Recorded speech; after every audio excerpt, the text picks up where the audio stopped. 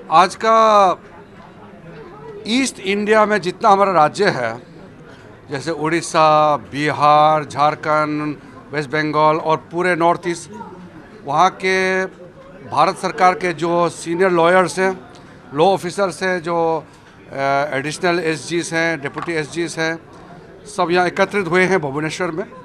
और हमारे जो सुप्रीम कोर्ट के जज और हाई कोर्ट्स के चीफ जस्टिस और जजेस का पार्टिसिपेशन हुआ।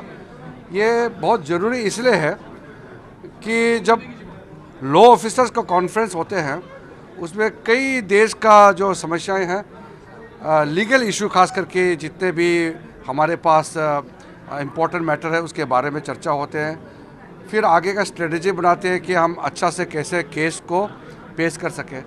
और जजेस का इस तरह का कॉन्फ्रेंस में साथ में रहना अच्छा इसलिए होता है कि जुडिशरी साइड से जो जजेस का व्यू है वो भी सामने आ जाता है और लॉ ऑफिसर का व्यू भी सामने आता है।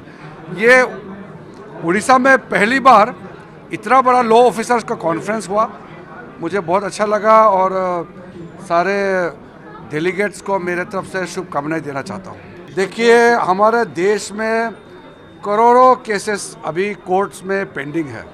सुप्रीम कोर्ट, हाई कोर्ट्स और निचले जो अदालतों में केसेस पेंडिंग है, उसको पूरा करने के लिए टेक्नोलॉजी का इस्तेमाल करना ही पड़ेगा। नहीं तो अभी जो 5 करोड़ पहुंचने वाले हैं वो बहुत आगे संख्या बढ़ जाएगा। तो टेक्नोलॉजी हम इस्तेमाल करेंगे। अभी माननीय प्रधानमंत्री जी ने जो ई कोर्ट फेज़ 3 प्रोजेक्ट को मंजूरी दिया है और पार्लियामेंट में जो बजट आया उसमें 7,000 करोड़ का ई कोर्ट का जो प्रोजेक्ट है, वो मेरे लिए ये बहुत एक उत्साहवर्धन ये मौका है कि भारत के जुडिशरी को डिजिटल बनाने के लिए, पेपरलेस बनाने के लिए ये ई कोर्ट फेज़ 3 का जो आवंटन बजट है ये बहुत काम करने वाले हैं।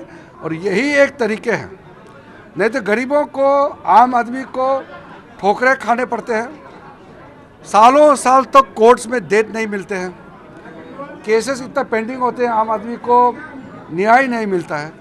तो जितना जल्दी हम लोग केसेस को टेक्नोलॉजिकल सॉल्यूशन के माध्यम से हम जस्टिस दे सकेगा, उतना ही हमारे लिए ये खुशखबरी होगा। वो कुछ है, बहुत ज़्यादा नहीं है। देश में कुछ ऐसा गिरोह एक है, वो हमेशा देश का खिलाफ, जुडिशरी को पूरा वो मिसयूज़ करने का, सरकार को गाली देने का, वही काम करते रहते हैं। ये एक ग्रुप है, बहुत ज़्यादा नहीं है, लेकिन ये ग्रुप क्योंकि विदेश में भी उसका लिंक है, भारत के विरोधी ताकतों के साथ लिंक है, तो वो अपने बातों को बहुत उछाल उछाल के वायरल कराते हैं।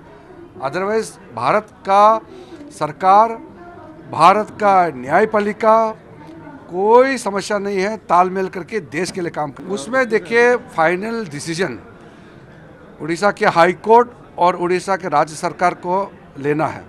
हम तो मदद करने के लिए तैयार है, हमको तो अप्रूवल देना है। हाई कोर्ट का बेंच, सर्किट बेंच जो भी है, इसका इंफ्रास्ट्रक्चर का जिम्मेदारी राज्य सरकार का होता है, स्टेट गवर्नमेंट का रिस्पॉन्सिबिलिटी। आपने चिट्ठी भी लिखा था 2 बार। चिट्ठी भी लिखा था मैंने, पार्लियामेंट में भी सवाल आए थे।